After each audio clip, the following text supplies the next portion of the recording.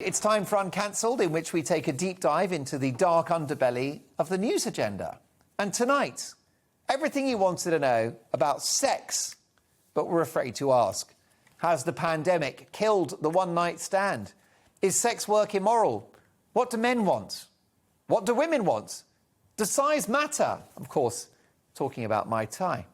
To answer all of these questions and more, I'm delighted to welcome the great British sexpert herself, and author of The Great British Sexpert's 101 Sex Tips, a guide to pleasing your man, Rebecca Dakin. Hi, Rebecca.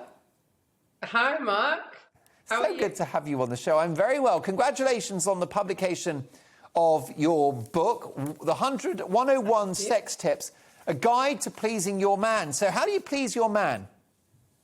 Well, it's not. It's a bit misleading, I suppose. That it's a two-way thing, isn't it? Sex. It's got to be a journey of exploration, a meeting of minds, and I think the book is really about encouraging people to be more playful in sex, to bring back flirting, and not to forget a lot of the basic intimacy things that tend to get forgotten when you're in relationships over a long period of time. Has the pandemic been bad for our sex lives? Some people, their sex lives it's taken them to a new level. They're trying all sorts of kinky new things that they never thought they would. And for other people, because they've literally been having problems with their relationships, sex has completely gone out the window. So it's either totally killed it or it's taken it to the next level. So being stuck indoors with your other half, with your sexual partner, is make or break. So we've had make or break for millions of people over the last year and a half. Absolutely, yes. Wow. So are you saying that perhaps a sort of long-standing couple, maybe even a married couple, have seen their sex life improved in lockdown? Yes, absolutely. Yes. Who are these people? What have they done? I think that the pandemic, obviously people have had positive and negative experiences in quite a lot of, to do with work, to do with family. And sex is just one of those areas where some people have found it really helpful because of not being able to go out. Instead of, going out in an evening and mingling with friends, they've actually got a better connection with their partner and have had more time for sex and intimacy. And then on the other side of things, people have been really struggling with the mental health, increased pressures of homeschooling, people being laid off work, businesses, going by the wayside. All that added stress along with maybe having a family as well has led to people just feeling too stressed to be intimate. So it's really affected people in that way, in a negative way. And what about the pandemic itself? Do you think, will it give us a lasting legacy in terms of how we interact sexually? Like, some people feel that the pandemic has just been, the bubonic plague, and they view everyone else that they don't know as a vector of disease. So do you think that we're more afraid of each other post-pandemic? And do you think that affects how people relate to each other sexually? Like sex with strangers, is that off the table now? I don't know. It depends. I think obviously there's been so much media and fear created around the virus that inevitably there's going to be a lot of people that are extra cautious and concerned about real physical interactions with anyone. But maybe this already exists. I don't know. I haven't looked into it, but maybe kind of masked porn is the next thing. Maybe it's going to be like a fetish for some people. I don't know.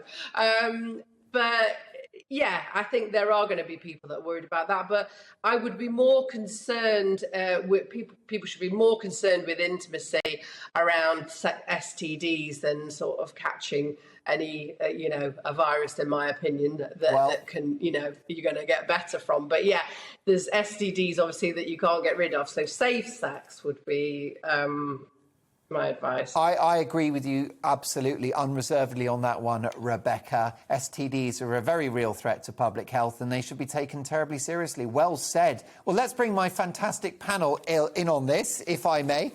Delighted to say we're flanked by Mike Parry, broadcaster And journalist Ella Whelan as well, broadcaster and writer, and Jasmine Birtles, financial journalist and the founder of moneymagpie.com. So what are your questions? Mike Parry, let's just say you've got a long romantic CV, so you could probably teach us about sex.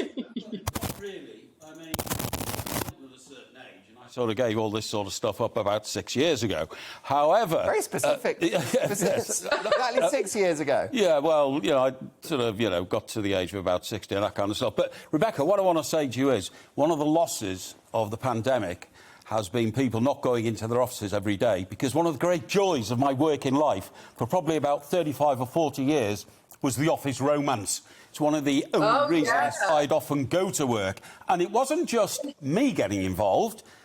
It was fantastic to see the interaction between everybody else, and people slipping out at lunchtime 5 minutes after the other and leaving the pub at night and pretending that you were off, and then there was a rendezvous around the corner. That, to me, was one of the most exciting and fascinating aspects of working in an office. Absolutely, yes. Well, we've lost it. Mike, I've got to say I completely agree with you. I'm also a bit worried, Rebecca, that if we do go back into the office, we'll get in trouble for having an office romance because of everyone being on their guard around political correctness. Well, I don't think there's any way that office liaisons are not going to happen. I mean, they are prime places for a lot of infidelity. There's going to be people having flings with their bosses, with co-staff. I don't think that people are going to be worried about that. I agree with you. I think love will find its way. Jasmine, any burning questions Not sure if for it's love, Mark.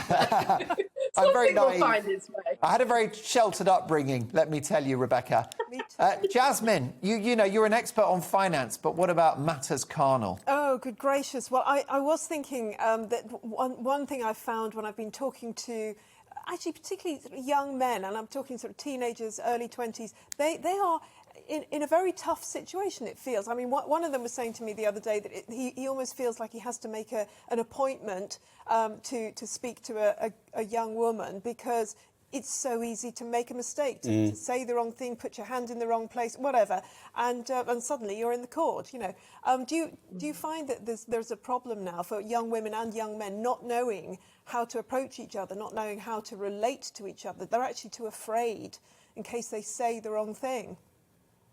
Yes, I think that is inevitable. That's going to happen with all the awareness around the sex abuse and all the Me Too movement.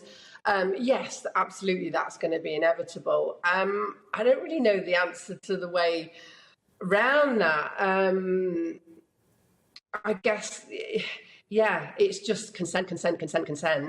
And just, I think being aware of, maybe not putting yourself in a vulnerable situation by being too drunk where you might not be able to read the signs from somebody to whether they are consenting or not. Just kind of having your wits about you, men and women, whatever gender, just being a bit more mindful. And just checking in and making sure that consent is key here. And it's not just about whether somebody says yes or no. Somebody can say yes, but their body is saying no. So I know that can make things sound really complicated, but really I do think it's about tuning in with somebody and checking in with them and just being mindful and thinking about what it is that they want rather than focusing on what you want. So I think just more for young people just to be more aware about consent, but not to let it put them off, romantic liaisons, which we need. We need that. I mean, that's what we've really missed in this pandemic, is that human interaction, and intimacy is a huge part of that. We've been separated for so long. We crave that. We need that as human beings. A lot of us is a basic level of intimacy, whether that's sex or not. I mean, I wanted to ask you, Ella, I'm racking my brains for the female journalist who said that the pendulum had swung the other way. It was an American actress now, come to think of it.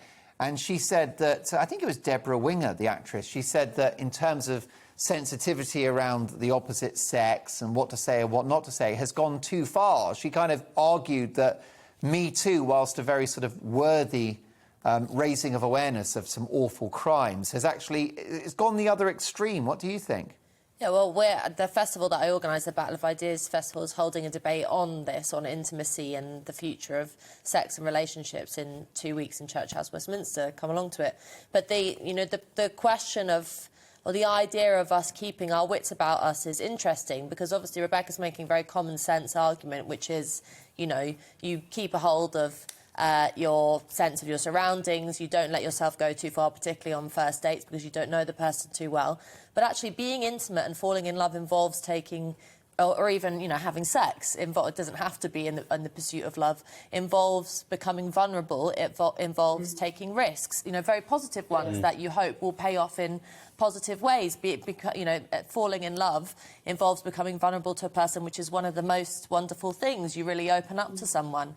And actually, I wanted to ask Rebecca in what way she thought, I think a lot of people blame the pandemic or look to the pandemic for a reason, excuses or explanations as to why we're a bit down on sex, why we're a bit down on interaction. But actually, has this been a trend that you've tracked previously? Because, I remember reading stats before and reports before the pandemic that, for example, young people were more likely to sext each other than they were to actually have sex, because they viewed it as a safer interaction, because the actual process of being with someone in a room together where you could potentially make mistakes and embarrass yourself was too much to handle. And indeed, there's lots of people, lots of my friends who praise dating apps and think they're a wonderful invention. And then there's just as many who praise them. There are critics who say that it's kind of destroying the instantaneous, the kind of risk of what happens when you meet a stranger in a bar.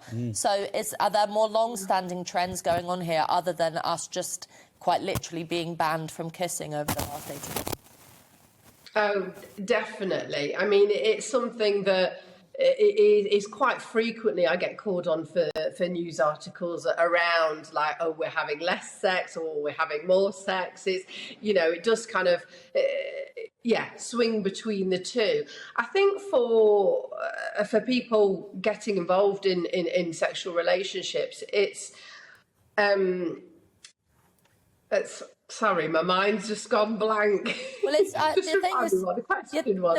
the thing is, it's just interesting that you've written a book about, how to tips and how to, I suppose, about how to have good sex. But I kind of think a lot of the time that we are talking about sex too much, talking about how you have the idea of consent classes in universities, the idea of a massive expansion of sex ed classes in schools, where you're kind of talking to kids ad nauseum about sex and relationships, instead of actually embracing the fact that there are some areas of life, love and relationships being one of them, where you don't really know until you've tried it, and you can read all the books, you can it's a bit like having a baby, until it actually happens, you don't know what the reality is going to be like.